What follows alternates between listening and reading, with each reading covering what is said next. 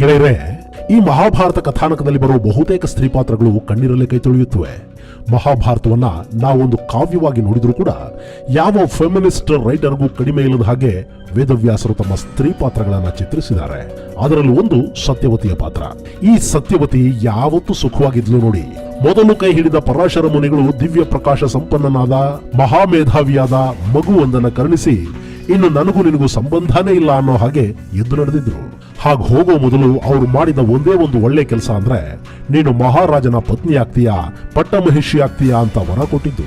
ವರನ ಅದು ಏನು ಮಹಾರಾಜನ ಪತ್ನಿ ಆಗೋದು? ಕೈ ಹಿಡಿದ ಕೆಲವೇ ವರ್ಷಗಳಲ್ಲಿ ಆ ವೃದ್ಧ ಮಹಾರಾಜ ಇಹಲೋಕವನ್ನ ತ್ಯಜಿಸಿದ್ದ. ಇಬ್ಬರು ಮಕ್ಕಳನ್ನ ಸಾಕುವ ಹೊಣೆ ಸತ್ಯವತಿಯದ್ದಾಗಿತ್ತು. ಇನ್ನು ಅವಳ ತಂದೆ ದಾಶರಾಜ, ಅವನು ಮಗಳಿಗೇನೋ ದೊಡ್ಡ ಉಪಕಾರ ಮಾಡಿದವನ್ ತರ ಬೀಗ್ತಿದ್ದ. ನೋಡು, ನಿನ್ನ ಪಟ್ಟದ ಅರಸಿಯನ್ನಾಗಿ ಮಾಡಿದ್ದೇನೆ, ಇನ್ನು ನಿನ್ನ ಮಕ್ಕಳಿಗೆ ರಾಜ್ಯ ಸಿಗುತ್ತೆ, ಅವರ ಮಕ್ಕಳು ಅವರ ಮಕ್ಕಳು ಅವರ ಮಕ್ಕಳು ಅವರ ಮಕ್ಕಳು, ಹೀಗೆ ಇನ್ನು ಕುರುವಂಶದ ತುಂಬಾ ದಾಶರಾಜನ ಮಗಳು ಹಾಗೂ ಶಂತನುವು ಮಹಾರಾಜನ ಸಂತಾನನೇ. ಹೀಗೆ ಹೇಳಿ ನಕ್ಕಿದ್ದ ಅವತ್ತು ದಾಶರಾಜ. ಅವನ ಕನಸಾದ್ರೂ ಈಡೇರ್ತಾ ಅದೆಷ್ಟು ಬಾರಿ ಇದನ್ನೆಲ್ಲ ಯೋಚನೆ ಮಾಡಿ ಕಣ್ಣೀರು ನೆಲಕ್ಕೆ ಬೀಳದ ಹಾಗೆ ತಡೆದಿದ್ಲೋ ಪಾಪ ಸತ್ಯವತಿ. ನೀವಿನ್ನು ನಮ್ಮ ಯೂಟ್ಯೂಬ್ ಚಾನೆಲ್ ಅನ್ನು ಸಬ್ಸ್ಕ್ರೈಬ್ ಮಾಡದಿದ್ದರೆ ಈಗಲೇ ಬೆಲ್ ಐಕಾನ್ ಪ್ರೆಸ್ ಮಾಡಿ ಹಾಗೂ ವಿಡಿಯೋವನ್ನು ಲೈಕ್, ಶೇರ್ ಮತ್ತು ನಮ್ಮ ಚಾನೆಲ್ ಅನ್ನು ಸಬ್ಸ್ಕ್ರೈಬ್ ಮಾಡಿ. ಮೊದಲ ಮಗ ರಣಭಯಂಕರ. ಅವನು ಗಂಧರ್ವನ ಜೊತೆ ವಿನಾಕಾರಣ ಯುದ್ಧ ಮಾಡಿ ಪ್ರಾಣ ಬಿಟ್ಟ. ಎರಡನೇ ಮಗ, ಅವನಾದರೂ ಕುರುವಂಶವನ್ನ ಮುಂದುವರಿಸ್ತಾನೆ ಅಂದ್ರೆ ಕ್ಷಯ ಪೀಡಿತನಾಗಿ ಸಾವಿಗೀಡಾದ. ಸಣ್ಣ ವಯಸ್ಸಿನ ವಿಧವೆಯರು ಅರಮನೆಯಲ್ಲಿದ್ದಾರೆ, ಮಕ್ಕಳಿಲ್ಲ. ವಂಶ ಮುಂದುವರಿಯೋದು ಹೇಗೆ? ತನ್ನಿಂದ ತನ್ನ ಅಪ್ಪನ ದುರಾಸೆಯಿಂದ ಕುರುವಂಶಕ್ಕೆ ಅನ್ಯಾಯವಾಯ್ತಾ? ಅಲ್ಲ, ನಾನಾದ್ರೂ ಒಮ್ಮೆ ಯೋಚಿಸಬೇಕಿತ್ತಲ್ವಾ? ಮಹರ್ಷಿಯ ವರ ಸುಳ್ಳಾಗೋದಿಕ್ಕಂತೂ ಸಾಧ್ಯ ಇರಲಿಲ್ಲ. ಶಂತನುವು ಬೇಡ ಅಂತ ಅಂದ್ಕೊಂಡಿದ್ದಿದ್ರೆ ಮತ್ಯಾವನೋ ಭೂಪಾಲನ ಕೈ ಹಿಡಿಯೋದಂತೂ ಖಚಿತವಿತ್ತು. ತಾನಾದ್ರೂ ಅಷ್ಟೊಂದು ಆಸೆ ಪಟ್ಟು ಶಂತನುವನ್ನ ಮದುವೆ ಆಗಬೇಕಿತ್ತ? ಅಥವಾ ಆ ದೇವವ್ರತನ ಯವ್ವನವನ್ನ ಕಿತ್ಕೊಂಡಿದ್ದಕ್ಕಾಗಿ ನನಗೆ ಶಾಪನ? ಸತ್ಯವತಿಯ ಮನಸ್ಸು ತುಮುಲಕ್ಕೆ, ಪಶ್ಚಾತ್ತಾಪಕ್ಕೆ, ಗೊಂದಲಕ್ಕೆ ಬಿದ್ದಿತ್ತು. ಅದರ ಬೆನ್ನಲ್ಲೇ ಅವಳ ರಾಜಮಾತೆಯ ಧರ್ಮ ಅವಳನ್ನ ಎಚ್ಚರಿಸಿತ್ತು. ವಂಶ ಮುಂದುವರಿಬೇಕು, ಸಿಂಹಾಸನಕ್ಕೆ ವಾರಸುದಾರ ಬರಬೇಕು. ಅದಕ್ಕೆ ಏನ್ ಮಾಡಬೇಕು? ಅಷ್ಟೊತ್ತಿಗಾಗ್ಲೇ ಭೀಷ್ಮನನ್ನ ಸಂತಾನಕ್ಕಾಗಿ ಆದರೂ ಮದುವೆಯಾಗುವಂತ ಅದೆಷ್ಟೋ ಮನವೊಲಿಸೋದಿಕ್ಕೆ ಪ್ರಯತ್ನ ಮಾಡಿದ್ಲು ಸತ್ಯವತಿ. ಆದ್ರೆ ಅದಕ್ಕೆ ಭೀಷ್ಮ ಸುತರಾಮ್ ಒಪ್ಪಿರಲಿಲ್ಲ. ಕಡೆಗೆ ಆಪದ್ಧರ್ಮ ಅಂತಾದ್ರೂ ಅಂದ್ಕೊಂಡು ವಿಚಿತ್ರ ವೀರ್ಯನ ವಿಧವೆಯರಿಗಾದ್ರೂ ಮಕ್ಕಳನ್ನ ಕರುಣಿಸುವಂತ ಕೇಳ್ಕೊಂಡಿದ್ಲು ಸತ್ಯವತಿ. ಆದ್ರೆ ಅದು ಹೇಗೆ ತಾನೇ ಒಪ್ಪಿಯಾನು ಭೀಷ್ಮ? ಗೆಳೆಯರೆ, ಅವತ್ತಿಗೆ ನಿಯೋಗ ಅನ್ನೋ ಒಂದು ಪದ್ಧತಿ ಇತ್ತು. ಸಂತಾನ ಪ್ರಾಪ್ತಿಗೆ ಅಂದಿನ ಜನ ಇವತ್ತಿಗಿಂತ ಹೆಚ್ಚು ಒತ್ತು ಕೊಡ್ತಾ ಇದ್ರು. ಶುಕ್ರ ಹಾಗೂ ರಜಸ್ಸು ವ್ಯರ್ಥವಾಗುವುದು ಮಹಾಪಾಪ ಅನ್ನೋ ಭಾವನೆ ಇದ್ದ ಕಾಲ ಅದು. ಜನಸಂಖ್ಯೆ ಕೂಡ ಬಹುಶಃ ಇವತ್ತಿದ್ದಷ್ಟು ಅವತ್ತಿರಲಿಲ್ಲ. ಹೀಗಾಗಿ ಜನಸಂಖ್ಯೆಯನ್ನ ಹೆಚ್ಚು ಮಾಡೋದು ಕೂಡ ಅವತ್ತಿನ ಬದುಕಿನ ಧ್ಯೇಯಗಳ ಪೈಕಿ ಒಂದಾಗಿತ್ತೇನೋ. ಇವತ್ತಿಗೂ ಹಲವಾರು ಚಳಿ ದೇಶಗಳಲ್ಲಿ ಜನಸಂಖ್ಯೆ ಹೆಚ್ಚಳಕ್ಕೆ ಪ್ರಾಧಾನ್ಯ ಕೊಡಲಾಗುತ್ತೆ. ಅವತ್ತಿನ ಕಾಲಮಾನ ಹಾಗಿರಬಹುದು. ಹೀಗಾಗಿನೇ ಸಂತಾನ ಪ್ರಾಪ್ತಿಗಾಗಿ ಅವರು ಯಜ್ಞ ಯಾಗಾದಿಗಳನ್ನ ಮಾಡ್ತಿದ್ರು ಹಾಗೂ ಹಲವಾರು ವೈಜ್ಞಾನಿಕ ಪದ್ಧತಿಗಳನ್ನ ಅನುಸರಿಸುತ್ತಿದ್ದ ಉದಾಹರಣೆಗಳು ನಮಗೆ ನಮ್ಮ ಪುರಾಣ ಕಾಲಗಳಲ್ಲಿ ಸಿಗುತ್ತೆ. ಅದರಲ್ಲಿ ಒಂದು ನಿಯೋಗ ಪದ್ಧತಿ. ಇವತ್ತು ಬಾಡಿಗೆ ತಾಯಿ ಮೂಲಕ ಮಕ್ಕಳನ್ನ ಪಡೆಯುವ ಪದ್ಧತಿ ಇದೆಯಲ್ಲ, ಹಾಗೇನೆ ಅವತ್ತಿಗೆ ನಿಯೋಗ ಪದ್ಧತಿ ಜಾರಿಲಿತ್ತು. ರೋಗಗ್ರಸ್ತವಲ್ಲದ, ದೀರ್ಘಾಯು, ಬುದ್ಧಿವಂತ ಹಾಗೂ ಉತ್ತಮ ಜಾತಿಯ ವಂಶಾವಳಿಯನ್ನ ಹುಡುಕಿ ಅವ್ರ ಮೂಲಕ ಮಕ್ಕಳನ್ನ ಪಡೆಯುವ ಪದ್ಧತಿ ಅದು. ಅದಕ್ಕೆ ಅದರದ್ದೇ ಆದ ನಿಯಮಗಳಿದ್ವು. ಅದು ಕೇವಲ ಸಂತಾನಕ್ಕಾಗಿ ಮಾತ್ರ ಆಗ್ತಿದ್ದ ಸಮ್ಮಿಲನ. ಆ ನಂತರ ಪರಸ್ಪರ ಭೇಟಿ ಕೂಡ ಇರ್ತಿರ್ಲಿಲ್ಲ. ಅಕಸ್ಮಾತ್ ಭೇಟಿಯಾದರೂ ಅಲ್ಲಿ ಹಿಂದಿನ ಯಾವ ನೆನಪುಗಳಿಗೂ ಜಾಗ ಇರ್ತಿರ್ಲಿಲ್ಲ. ಭಾವನೆಗಳು ಪರಿಶುದ್ಧವಾಗಿರ್ತಿದ್ವು. ಅಂಥದ್ದೊಂದು ಮನೋನಿಗ್ರಹ ಅವತ್ತಿನ ಜನಕ್ಕಿತ್ತೇನೋ. ಇಂಥ ನಿಯೋಗದ ಮೂಲಕ ರಾಜ ವಿಧವೆಯರಿಗೆ ಮಕ್ಕಳನ್ನ ಕರುಣಿಸು ಅಂತ ಕೂಡ ಸತ್ಯವತಿ ಭೀಷ್ಮನನ್ನ ಬೇಡ್ಕೋತಾಳೆ. ಆದ್ರೆ ಭೀಷ್ಮ ಇದ್ಯಾವುದನ್ನು ಒಪ್ಪೋದಿಲ್ಲ. ಬದಲಿಗೆ ಅದೇ ನಿಯೋಗವನ್ನ ಶಾಸ್ತ್ರ ಸಮ್ಮತವಾಗಿ ಯಾರಾದರೂ ಶ್ರೇಷ್ಠ ಋಷಿಯಿಂದ ಮಾಡಿಸುವಂತೆ ಸತ್ಯವತಿಗೆ ಸಲಹೆ ಕೊಡ್ತಾನೆ.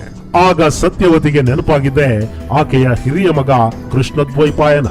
ಸತ್ಯವತಿ ಹಾಗೂ ಪರಾಶರ ಮಹಾಮುನಿಯ ಮಗ ಕೃಷ್ಣ ದ್ವೈಪಾಯನ ದ್ವೀಪದಲ್ಲಿ ಹುಟ್ಟಿದ ಕಾರಣಕ್ಕೆ ದ್ವೈಪಾಯನನಾಗಿ ಕಪ್ಪು ವರ್ಣದವನಾಗಿದ್ದರಿಂದ ಕೃಷ್ಣ ಅನ್ನೋ ಹೆಸರಿನಿಂದಲೂ ಸರ್ವ ವೇದಾಂಗಗಳನ್ನ ಅರಿದು ಕುಡಿದವನು ಹಾಗೂ ಅವುಗಳನ್ನ ವಿಭಜಿಸಿ ಜನಸಾಮಾನ್ಯರಿಗೆ ಅರ್ಥವಾಗುವ ಹಾಗೆ ಮರುರಚಿಸಲು ಹುಟ್ಟಿದವನಾದ ಕಾರಣದಿಂದ ವೇದವ್ಯಾಸನಾಗಿ ಹೆಸರು ಪಡೆದಿದ್ದ ಮಹಾಜ್ಞಾನಿ.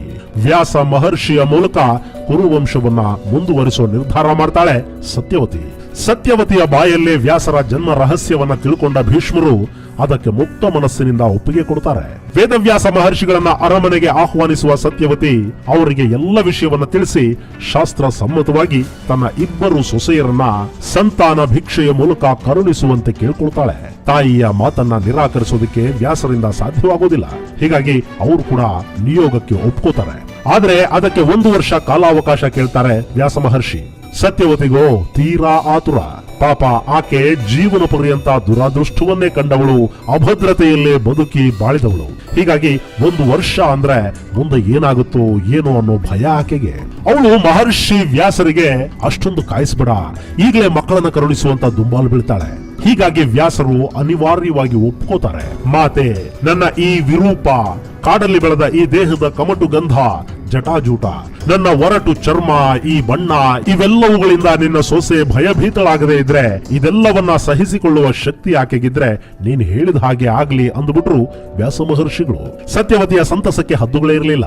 ಆಕೆ ಹಿರಿ ಸೊಸೆ ಅಂಬಿಕೆಯನ್ನ ಕರೆದು ಸಿಂಗರಿಸಿ, ನಿನ್ನ ಪತಿಯ ಹಿರಿಯಣ್ಣ ಇವತ್ತು ಅರ್ಧರಾತ್ರಿಯ ಹೊತ್ತಿಗೆ ನಿನ್ನ ಬಳಿಗೆ ಬರ್ತಾನೆ, ಅವನು ನಿನ್ನ ಗರ್ಭದಲ್ಲಿ ಮಗುವನ್ನ ಕರುಣಿಸ್ತಾನೆ ಮಗಳೇ, ಸಿದ್ಧಳಾಗಿರು ಅಂತ ಹೇಳಿ ಮನವೊಲಿಸಿ ಅಂಬಿಕೆಯನ್ನ ಸಿದ್ಧಪಡಿಸಿದ್ಲು. ಪಾಪ ಆ ರಾಜಕುಮಾರಿಗೂ ಬರುವವನು ಯಾರು ಅನ್ನೋದು ಗೊತ್ತಿರಲಿಲ್ಲ, ಅವನ ಪರಿಚಯವಿರಲಿಲ್ಲ. ಅರಮನೆಯನ್ನ ಬಿಟ್ಟು ಆಕೆ ಹೊರಗಿನದ್ದೇನನ್ನು ನೋಡಿರಲಿಲ್ಲ. ಆದ್ರೂ ಕಾಯ್ತಾ ಕೂತ್ಲು. ಸುಮುಹೂರ್ತ ಸಮೀಪಿಸ್ತಿದ್ದ ಹಾಗೆ ಆ ಶಯನ ಮಂದಿರಕ್ಕೆ ವ್ಯಾಸ ಮಹರ್ಷಿಗಳು ಕಾಲಿಟ್ರು. ಅವರ ಭಾರಿ ದೇಹ, ಎದೆ ಎತ್ತರಕ್ಕೆ ಇಳಿಬಿದ್ದ ಗಡ್ಡ, ಬೆಂಕಿಯುಗುಳುವ ಕಣ್ಣು, ಬಣ್ಣ ಇದೆಲ್ಲವನ್ನ ಕಂಡು ಹೆದರಿದ ಅಂಬಿಕೆ ಗಟ್ಟಿಯಾಗಿ ಕಣ್ಣು ಮುಚ್ಚಿಕೊಂಡ್ಲು. ವ್ಯಾಸರು ಸುಮಧುರ ಮಾತುಗಳಿಂದ ಅವಳ ಮನವೊಲಿಸಿ ಭಯ ತೊಲಗಿಸಿ ಅವಳನ್ನ ಸರಸದ ಮಾತುಗಳಿಂದ ಒಲಿಸಿಕೊಂಡು ಮಿಲನ ನಡೆಸೋದಕ್ಕೆ ಬಂದಿರಲಿಲ್ಲ. ಅವರದ್ದು ಸಂತಾನ ಕರುಣಿಸುವ ಕೆಲಸ ಅಷ್ಟೇ. ಅಲ್ಲಿ ನಿಯೋಗದಲ್ಲಿ ಭಾಗವಹಿಸುವವನಿಗೆ ಭಾವನೆಗಳಿರುವುದಿಲ್ಲ. ವ್ಯಾಸರು ತಮಗೆ ಸತ್ಯವತಿ ವಹಿಸಿದ್ದ ಕೆಲಸವನ್ನ ಮುಗಿಸಿ ಅಲ್ಲಿಂದ ಹೊರಬಂದ್ರು. ಹೊರಗೆ ಸತ್ಯವತಿ ಕಾಯ್ತಾ ನಿಂತಿದ್ಲು. ಅವಳ ಕಾತುರತೆಯನ್ನ ಗಮನಿಸಿದ ವ್ಯಾಸರು, ಮಾತೆ, ನೀನು ಬಯಸಿದ ಹಾಗೇನೆ 1000 ಆನೆಗಳ ಬಲವುಳ್ಳ ಮಗ ಹುಟ್ಟುತ್ತಾನೆ. ಅವನಿಗೂ 100 ಮಂದಿ ಮಕ್ಕಳಾಗ್ತಾರೆ, ಸರ್ವ ವಿದ್ಯಾ ಪಾರಂಗತ ಕೂಡ ಆಗ್ತಾನೆ. ಆದ್ರೆ ಅವನ ತಾಯಿ ಸಮ್ಮಿಲನದ ಸಂದರ್ಭದಲ್ಲಿ ಹೆದರಿ ಕಣ್ಣು ಮುಚ್ಚಿದ್ರಿಂದ ಹುಟ್ಟುವ ಮಗ ಅಂಧನಾಗ್ತಾನೆ ಅಂತ ಹೇಳಿಬಿಟ್ರು. ಸತ್ಯವತಿಗೆ ಎದೆ ಒಡೆದು ಹೋದ ಹಾಗಾಯ್ತು. ಅಂಧ ಮಗ ರಾಜ್ಯವನ್ನ ಪರಿಪಾಲಿಸುವುದು ಹೇಗ್ ಸಾಧ್ಯ? ಮಗು ವ್ಯಾಸ ಇನ್ನೊಂದು ಮಗುವನ್ನ ಕರುಣಿಸಲಾರೆಯ? ತಾಯಿಯ ದೈನ್ಯಕ್ಕೆ ಮರುಗಿದ ವ್ಯಾಸರು ಒಪ್ಪಿದ್ರು. ಮತ್ತೊಂದು ಮುಹೂರ್ತದಲ್ಲಿ 2ನೇ ಸೊಸೆ ಅಂಬಾಲಿಕೆಯನ್ನ ಸಿದ್ಧಪಡಿಸಿದಳು ಸತ್ಯವತಿ. ಈ ಅಂಬಾಲಿಕೆ ವ್ಯಾಸರನ್ನ ನೋಡಿ ಕಣ್ಣು ಮುಚ್ಚಲಿಲ್ಲ. ಆದ್ರೆ ಭಯಕ್ಕೆ ಅವಳ ಇಡೀ ದೇಹ ಬಿಳಿಚಿಕೊಂಡು ಬಿಡ್ತು. ಅವಳಿಗೆ ಕೂಡ ಮಗುವನ್ನ ಕರುಣಿಸಿದ ವ್ಯಾಸರು, ಯಸ್ಮಾತ್ ಪಾಂಡುತ್ವ ಮಾಪನ್ನ ವಿರೂಪಂ ಪ್ರೇಕ್ಷಮಾಮಿಹ ತಸ್ಮಾದೇಶ ಸುತಸ್ತೆ ವೈ ಪಾಂಡುರೇವ ಭವಿಷ್ಯತಿ ನಾಮಚಾಸ್ಯೆ ತದೇವೇಹ ಭವಿಷ್ಯತಿ ಶುಭಾನನೆ. ಅಂದ್ರೆ ನನ್ನ ವಿರೂಪವನ್ನ ಕಂಡು ನಿನ್ನ ಶರೀರವು ಪಾಂಡುವರ್ಣಗೊಳಿತು, ಹೀಗಾಗಿ ನಿನಗೆ ಹುಟ್ಟುವ ಮಗ ಬಿಳಿ ಬಣ್ಣದವನಾಗಿರ್ತಾನೆ ಹಾಗೂ ಅವನು ಪಾಂಡು ಅನ್ನೋ ಅನ್ವರ್ಥ ನಾಮದಿಂದ ಕರೆಸ್ಕೊಳ್ತಾನೆ ಅಂತ ಹೇಳಿ ಅಲ್ಲಿಂದ ಹೊರಬಂದ್ರು ವೇದವ್ಯಾಸರು. ಈ ವಿಷಯ ಗೊತ್ತಾಗಿ ಸತ್ಯವತಿಯ ಮನಸ್ಸು ಮತ್ತೆ ವಿಫಲಗೊಳ್ತು. ಆಕೆ ಆಸೆಯಿಂದ ಮತ್ತೆ ವ್ಯಾಸರ ಕಡೆಗೆ ತಿರುಗಿ, ಮತ್ತೊಂದಾಗಲಾರದೆ ಮಗು ಅಂತಾಳೆ. ಆಕೆಯ ಮನಸ್ಸಿನ ವೇದನೆಯನ್ನ ಅರ್ಥ ಮಾಡಿಕೊಂಡ ವ್ಯಾಸರು ತಥಾಸ್ತು ಅಂದ್ರು. ಸತ್ಯವತಿ ಮತ್ತೊಂದು ಮಗುವಿಗಾಗಿ ಮತ್ತೆ ಅಂಬಿಕೆಯನ್ನ ಸಿದ್ಧಪಡಿಸಿದ್ಲು. ಆದ್ರೆ ಈ ಬಾರಿ ಅಂಬಿಕೆ ಮತ್ತೆ ಅದೇ ವಿಕಾರಾಕೃತಿಯ ಮುನಿವರಿಯನನ್ನ ಭೇಟಿಯಾಗೋದಿಕ್ಕೆ ಸಿದ್ಧಳಿರ್ಲಿಲ್ಲ. ಅವಳಲ್ಲಿನ ಭಯ ಅವಳನ್ನ ವ್ಯಾಸರ ಭೇಟಿಗೆ ನಿರಾಕರಿಸೋ ಹಾಗೆ ಮಾಡ್ತು. ಹಾಗಂತ ಅದನ್ನ ಸತ್ಯವತಿಗೆ ಹೇಳೋದು ಹೇಗೆ? ಹೀಗಾಗಿನೇ ಅಂಬಿಕೆ ತನ್ನ ದಾಸಿಯನ್ನ ಸಿದ್ಧಗೊಳಿಸಿ ಅವಳಿಗೆ ತನ್ನ ಎಲ್ಲ ಆಭರಣಗಳನ್ನ ತೊಡಿಸಿ ಸಿಂಗರಿಸಿ ವ್ಯಾಸರ ಕೊಠಡಿಗೆ ಕಳುಹಿಸ್ತಾಳೆ. ಆ ದಾಸಿ ವ್ಯಾಸರನ್ನ ನೋಡಿ ಹೆದರ್ಲಿಲ್ಲ. ಬದಲಿಗೆ ಭಕ್ತಿಯಿಂದ ಅವರನ್ನ ಸೇವಿಸಿದ್ಲು. ಪಾದ ಪೂಜೆ ಮಾಡಿ ವಿನಯ ವಿಧೇಯತೆಗಳಿಂದ ವ್ಯಾಸ ಮಹರ್ಷಿಗಳನ್ನ ಕೂಡಿದ್ಲು. ಹೊರಬಂದ ವ್ಯಾಸರನ್ನ ಮತ್ತೆ ಎದುರುಗೊಂಡ ಸತ್ಯವತಿ, ಈ ಬಾರಿಯಾದರೂ ಒಳ್ಳೆಯ ಸಂತಾನ ಪ್ರಾಪ್ತಿಯಾಗುತ್ತಾ ಮಗು ಅಂತ ಕೇಳ್ತಾಳೆ. ವ್ಯಾಸರು ಎಲ್ಲವನ್ನ ತಾಯಿಗೆ ತಿಳಿಸಿ, ಧರ್ಮವಂತನು, ಪ್ರಕಾಂಡ ಪಂಡಿತನು, ಜ್ಞಾನಿಯು, ಶೌರ್ಯ ಸಂಪನ್ನನೂ ಆದ ಪುತ್ರನು ದಾಸಿಯ ಗರ್ಭದಲ್ಲಿ ಜನಿಸ್ತಾನೆ ಅಂತ ಹೇಳಿ ಮತ್ತೊಂದೇ ಒಂದು ಕ್ಷಣ ಕೂಡ ಅಲ್ಲಿ ನಿಲ್ಲದೆ ಮತ್ತೊಂದು ಮಗು ಅನ್ನೋ ಮಾತು ಸತ್ಯವತಿಯ ಬಾಯಿಂದ ಬರೋ ಮೊದಲೇ ಅಲ್ಲಿಂದ ಅಂತರ್ಧಾನರಾಗಿ ಬಿಡ್ತಾರೆ.